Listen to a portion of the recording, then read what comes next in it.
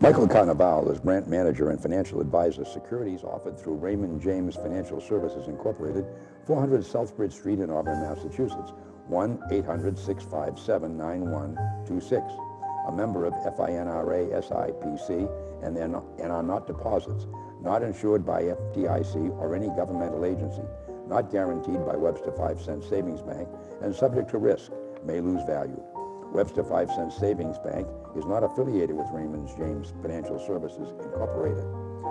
The information contained in this report does not purport to be a complete description of the securities markets or developments referred to in the material.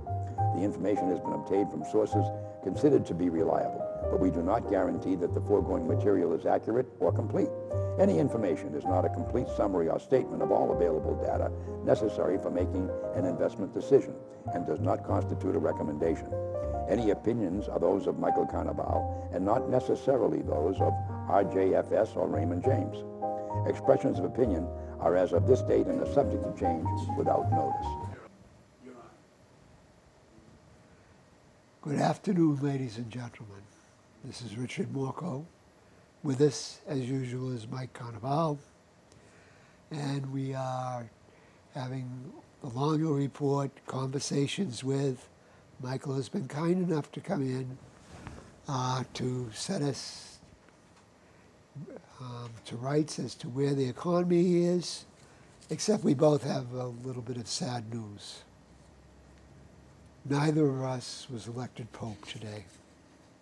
No, for a spell there, I was a little excited when they said it was an American, and then I realized my phone didn't ring, so I knew it wasn't. I guess it wasn't me. If the phone don't ring, Yeah, that's right. it's Mike. That's right.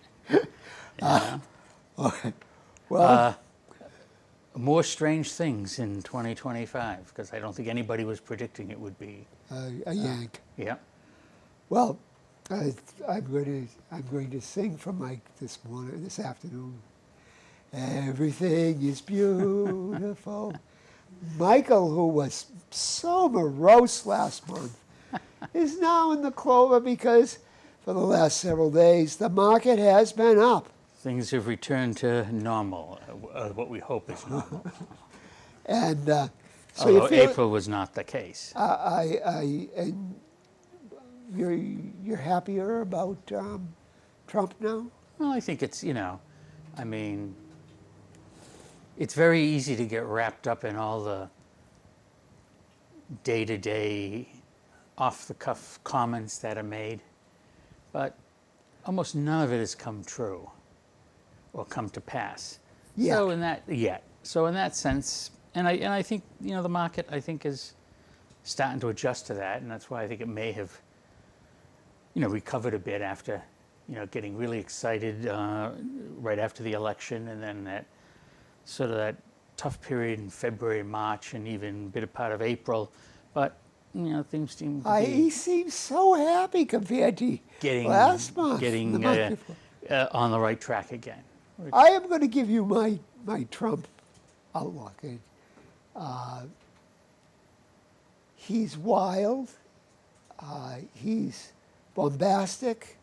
He's abrasive. But he's not crazy. Mm-hmm.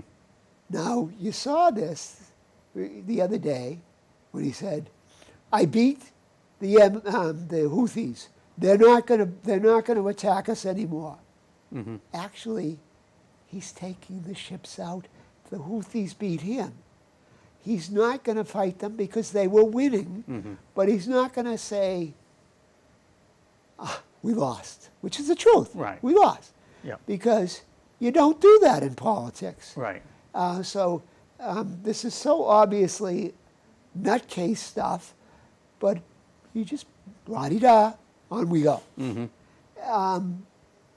I'm not sure. You're more confident than I am that this is going to go, that everything's going well. Mm-hmm. I think he's got some ideas with some people who know what they're doing, Mm-hmm.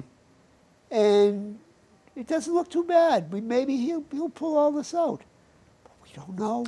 Right. We don't Yeah, know. no, I would agree. We don't know. So I'm not going to give him a full pass. Yeah, no, I don't either. But Well, earlier when we first started here, you were a happy guy. Right. Okay. I converted him now. I think there'll be, if he strays too far, I think there will be forces more powerful than him that will correct things.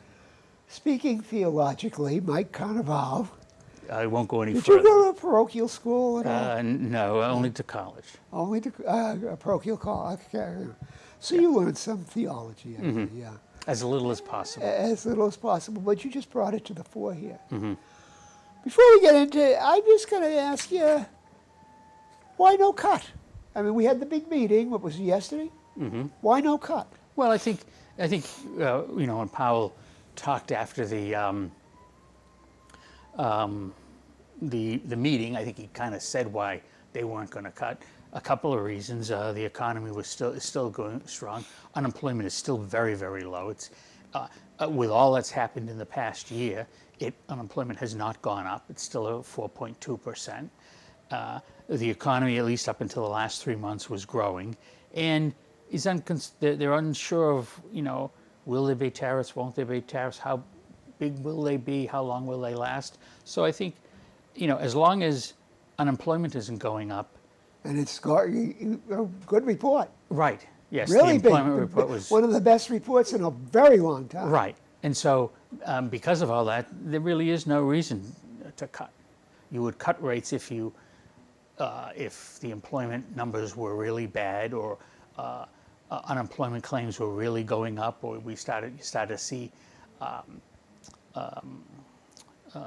the unemployment rate go up, and you haven't seen any of that yet. So they can wait.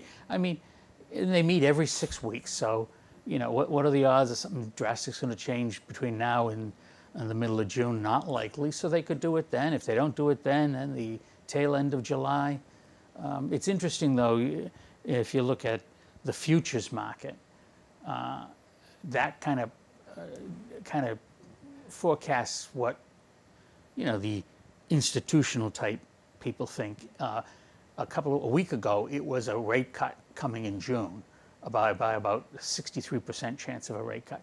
And after the Fed met yesterday, it was yesterday, the odds flipped to 79% no rate cut in June. So, you know, I think there's the Trump economy. Yeah, there's probably no reason. Of course, Trump wants the cuts.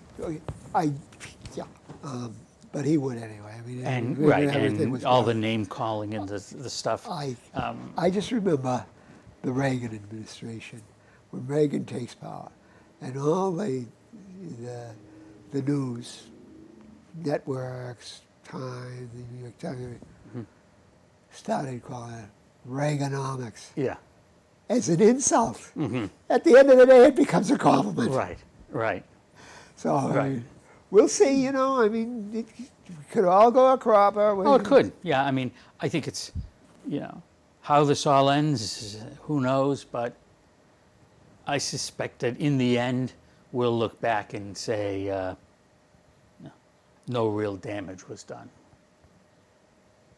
other than what it's doing to individual people in making their own decisions. Well, wait a minute. Every economy's like that. Yeah, oh yeah. Well, But there has, I mean, I've seen a big increase in people very nervous, doing things that maybe they shouldn't be doing, and that really wasn't the case for a couple of years. But you know, you were talking about how when Trump was kicked out of office, how your clients would say, "Get nervous," and I'm taking money out. Yeah. What are they doing now? Now their man is in there. And those people who got out got back in, and they're underwater right now. Well, that's why we Yeah, the had people who a stayed young the man course. here today, and we basically said, in an index, stay the course. And somebody who's young, you know, late teens, early 20s, if they contribute 15% of their pay to their 401k, they wouldn't, at least historically, they wouldn't have to save any more money. and it's amazing, you know, and yet a lot of people don't do it. You know, in other words, don't worry about, you know, well, I got this 401k and then I'm trying to save money here and I'm opening up a online trading account here. If you just do 15% in a 401k for 40 years with the average return of, say, 8% of the S&P. Is that what the does it Yeah, 8 really to get? 9, yeah. And so you say 8%, you'll end up in pretty good shape and won't have to save, and most likely not have to save anything else. The problem becomes, because of compounding, if you start late, most people start late. Yes. They don't start till they're in their 30s or 40s. And the real tough cases are somebody in their 50s and they hand you a statement and say, this is all I have, I've got to, and I want to retire. You know, so that's the thing. I mean, it's Retirement is over. you know, people, you know, and people say, well, you know, we got a lot of expenses and whatnot, but savings is an expense too. You have to make for that expense. And, you know, I'm not going to save for retirement. I'm only 20-something years old, and I admit it myself, I was in the same case. When I got out of college, I didn't participate in the retirement plan or employee stock ownership plan the first 2 years, until somebody kind of really grabbed me in the hallway and said, what do you mean you're not participating in this? Let me show you something. Went to the person's office, the person showed me it, and I said, oh, wow, interesting. I said, well, I guess I'll begin. Thank God that person got me at that age, and I left college right into the investment field. What's that guy doing now? I haven't heard from him in since he died 20 years ago, so I don't know. So he wasn't able, that saving didn't keep him from dying. Did not keep him from dying, no. I'm worried now. No. I'm worried. Well, Anyway, getting to April. Yes. You want to talk about April? Well, you know, if we look at past history, April is the best month of the year. And why is that? Well, a lot of people come up with reasons. I don't know if there really is a set reason, but you know, one of the positives is that this is when people fund retirement accounts, so a lot of money goes into the stock market, right? When there's more buyers than sellers, prices tend to go up. And recent history was really good. 16 of the last 20 Aprils were positive, but not this year. The Dow fell 3.2% over 1,300 points. And there were no all-time highs for the month of April. So it was a tough month. I think, and over the year for 2025, we're still negative. Some of the indexes are down more than others, but we look at the Dow just as that's the one that gets, you know, the most mention, I guess. Still down about 4.5–5% for the year. It was a very volatile month, though, and usually when you see a lot of volatility, it usually can be an indicator of a change in direction. Now, you know, with those technical indicators, that's part of that. And you know, February, March, April was really, February, March were down, April was also down, but we saw a lot of volatility. We had the biggest daily point gain in history in April, but we also had, I believe it was the 9th also biggest point gain, but we also had 2 of the biggest point drops in history in April. So a lot of volatility, that can indicate a turn, and so far we have turned up in May. So a positive sign right there. Interest rates did go up a bit. The 30-year bond went up 0.1% from 4.6 to 4.7%. But the short-term stuff, which is still at a higher yield, excuse me, the 30-year went from 3.6 to 3.7. The short ones are in the 4s. Those really didn't do anything. And the other positive is that the yield curve is a positive slope right now, and that's usually a good indication that less chance of a recession. So we'll see. If you look at May, not really encouraging. May was in the bottom quarter of performance. So we will have to. How are we doing this so far? In May is up so far. look- And the other thing is the last 5 Mays have been positive, as have 11 of the last 12. So the only down May was 2019 in recent history. But we also have this saying of sell in May, go away, come back on Halloween Day. And historically, all the gains in the stock market tend to happen between October 31st and the end of April. Will you be wearing your costume? We will see. Hasn't worked out in the last year, or did not work out last year had you done that. Maybe But- you need a better costume. Then. Yeah, probably. Yep.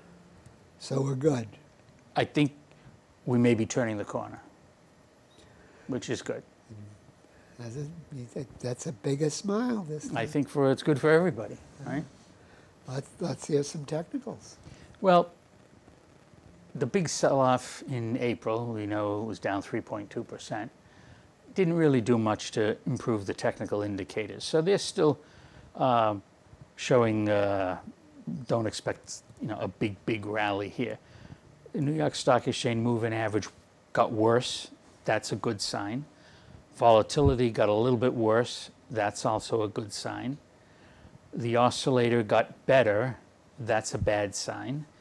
And the fear and greed index got better. That's a bad sign. So 2 of the 4 improved.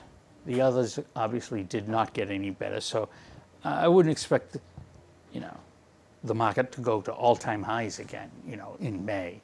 But hopefully the worst is over, and we can recover at least the 4.5% we've lost so far this year. Okay. So how fearful are you?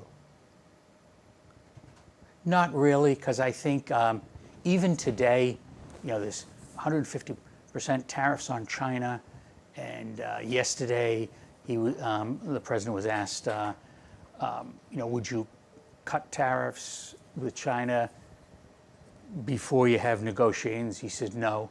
And today there's a rumor that he's going to cut them to 50% from 150%. And they've got a deal, although it hasn't been signed, with the United Kingdom. Yeah, that's I've heard. Yeah. So those would all be positive stuff. Okay. But again, one day no, the next day I'm going to cut. Who knows tomorrow? So. Well, so this is the thing. I mean, it's great acting. It is. But I'm not saying it's madness, but it's well thought out. But he has some kind of method there. Oh yeah, there is hard to figure out what it is, but there is something there. The big thing we'll know. We'll get a really big verdict on this in the midterms. Right. That way, his presidency is over if he tanks and if the if the midterm elections the Republicans tank. Right. If they lose a lot of seats, then it will be over. These final 2 years will be of nothing. But he's a lame duck anyway, so he's a lame duck now. Supposedly. He said, "Oh, I'll run again." Yeah. Come on. They want me to run again. This is the acting of it. Yeah. But I understand, but there's no need for it. Oh my God. In all the things that have ever been said in politics in this country, how many have really there been a need for? Very little. Yeah. Yeah. So why do you pick on poor Donald? I guess it's because his is the extreme case. Why do you say it's an extreme case? Well, because you can see from day to day the swings. Yep, we're doing this. No, we're not doing this. He meets with the Prime Minister of Canada. before he meets him, he says, I don't know why he's coming here, what he's going to talk about. I've really got nothing to say to him. It's just, there's no need for it, I don't think, but I'm not in politics. Okay. All right. All right. Interest rate cuts by European, Central, and India. Well, I'm going to say something that the president will like to hear. Geez, every country is cutting interest rates but us, which is the case. European Central Bank last month, India, today the Bank of England cut rates, but the U.S. held a meeting yesterday and did not. Well, Turkey Turkey increased their rates. increased theirs. So we have a lot of history, you and I, with Turkey. With Turkey, yeah. All right. Turkey, as they want to be called. Correct. And Canada also They want to be called did Turkey not too? cut rates. No, Canada. No. Canada also voted no cut. No cut. Now, why are they doing this in reaction to us? Well, according to just because they gotta catch up. according to the meeting minutes from the European Central Bank and then today from the Bank of England, they're worried that these tariffs will really slow down their economy, so they want to get ahead of it and by cutting interest rates to make money lending easier. That's different thinking than what the Federal Reserve has said. So What's the Federal Reserve? well, the Federal Reserve has said that we don't know which way these tariffs are going to go, so we're not going to do anything. So it's a different set of thinking. But I do think, like, England and the EU are behind us anyway, as far as economic policies and stuff. So I don't think it's a shock that when one does, the European Central Bank cut last week, you knew the Bank of England was going to cut today. I mean, they tend to follow each other. But there's no reason to cut. Oil prices are dropping. There's no reason to cut interest rates, right? If anything, you would force prices to go down even further, even faster. And you don't want to get into at least historically, a deflationary economy where prices are constantly dropping, because that will cause people to hold up on buying things. And we know we've got to just push those things out the door We've got to to have a good economy. got to keep purchasing. What are you buying? Any consumer goods to help our economy along? No, I will be buying some landscaping material in the next week or so. It's summer. Yeah, we got to get out there. But other than that, nothing. No big purchases. But usually, as with big purchases, they come up all of a sudden, right? A washing machine doesn't tell you it's going to go. It just stops working. Refrigerator doesn't say, hey, look, I only got a couple more weeks here, right? You wake up one day and, geez, everything's warm, right? So usually we can't predict. And these items, at least personal items, are of age that you would expect at some point. You're thinking you've had these things for a long time. 10, 12 years. So You've had 10, 12, I would say. at some point. I have a water heater. Okay. And the guy, I forget when he did it, but he wrote on it the date. Yeah. So that, it's guaranteed for X. Yep. It's got to have been going 3 times the predicted lifespan. Mm-hmm. I'm grateful. Oh, yeah. And what I don't like about this guy is a great plumber. And somebody else thought he was a great plumber, and they gave him a big job.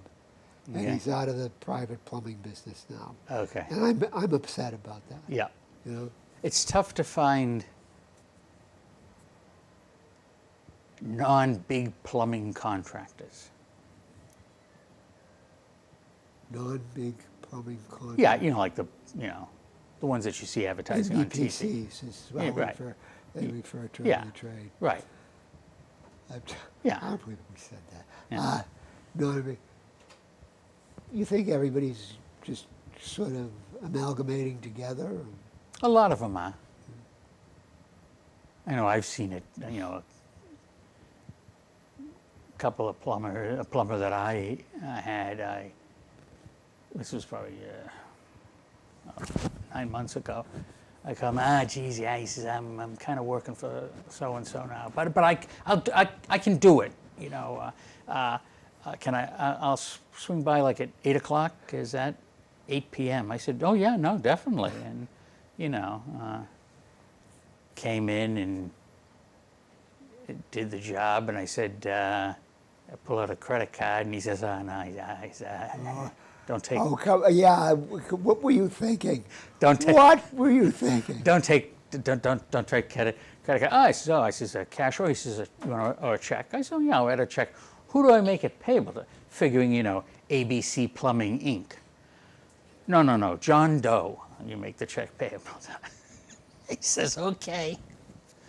But, you know, got the job done. That's the important thing. Yep. All right, so inflation. It's getting better. Getting better. When you say getting better, have we hit the 2% target? Which, not yet. where did they get the 2% target? I guess that's what They made it forecasted they wanted to be. They made it. Getting close, down to 2.4 now. Whoa. And in March, Better. That's better. the latest rates actually showed prices falling. So there was no inflation. It was deflation. In March.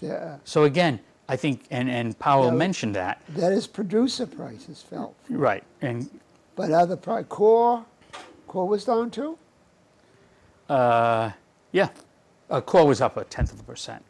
Okay, so, And then producer prices, they were both down. okay. So again, and Powell mentioned that. There's no pressure to cut interest rates when inflation's moving in the right direction. Truly. You know, you can wait a month. The economic indicators, that had, you know, we had a positive month, I believe it was in the beginning of this year, after a long stretch of negatives, and we had another bad month in March. It was down 0.7%. So, you know, the indicators have not really turned the corner yet. So what does that portend? Well, the leading economic indicators are 10 components of the economy. It shows that some of these items, like inflation, are going in the right direction, but some of these other items are showing no improvement. Like big ticket purchases, consumers' expectations, and so, you know, it's not all positive. What is positive is the employment market, and jobless claims continue to be low, much less than what historically you need to see to really hurt the economy. That's 250,000 layoffs a week. Last week they were 228,000. So it's, you know, still kind of moving in the direction of really no recession. Employment report, we talked about that, up big in March, 51st straight month of monthly job gains. Healthcare and retail were the two categories in March that did pretty good. So that's a good sign. Manufacturing lost jobs, not a good sign. Labor force, size of the labor force increased. That's a good sign. One thing to keep a look at is wage growth. You know, because wages, the Fed looks at wages as a potential sign of inflation pressure. And wages are going up faster than inflation right now. Over the past 12 months, wages are up 4%, whereas consumer prices are up 2.4%. So if that continues, eventually that will lead to higher inflation. So, and again, another point I think that, you know, if you're not looking at this politically, and somebody gave you you were in an economics class, someone gave you all these numbers and said to you, would you cut rates or not cut rates? Well, basically, looking at this, you would say, I wouldn't cut rates. because wages are going up faster than inflation. And history shows eventually wage increases catch up to the inflation rate. So you could see inflation back up to 4% from 2.4. So you wouldn't want to do anything that would encourage that. And what would encourage that would be lower interest rates. So I think what Powell says seems to make sense. So do you think Trump wanting a rate cut, do you think he was just sort of pushing, just kind of nudging, not really serious? Oh, I think he's serious because I think, he would benefit from it. He's got a lot of company debt, right? All these hotels and stuff for refinancing. If Fed cut interest rates, his rate on his loans would automatically go down. So I think it's a personal thing. It probably would cause the stock market to go up for a couple of days on that news. So no, I think he's serious when he says, slow Jerome and all this, dumbest person. I don't know how you can say that, but Well, remember at one point when he called Marco Rubio, yes, what was it? little Marco. Little Marco. Yeah. And now he's Secretary of State. Yeah. So, the guy, you never know from 1 minute to the next. Right. But the problem is, I think people will start discounting what he says. Oh, many things I do Yeah. already. You're the one who's taken him seriously last month. Yeah, well, it was showing up in what was happening with the market. But I think, as time goes by and the market sees that what he says doesn't necessarily mean what gets done, and there are people more influential than you and I who will be able to step in and see to it that that doesn't go too far. Who are those people? Oh, Oh, I don't know. That's why I'm asking you. unknown name people at big national banks. One guy will come in and Yeah, I say, mean, Donald, Donald, yeah, I like looking so long. we'll let them. It's sort of like a child and a parent, right? Yeah, you let the kid do something crazy up to a Well, point, tell me the parent. and then Ladies and gentlemen. we don't know. Ladies and gentlemen, Mike Carnevale has a month to come up with some names. This is We've good. heard the names in the the Jamie Dimons of the world, those type of people, the Black Rocks of the world. They will tell. Yeah, How do you know? they've done it in the past, When? right?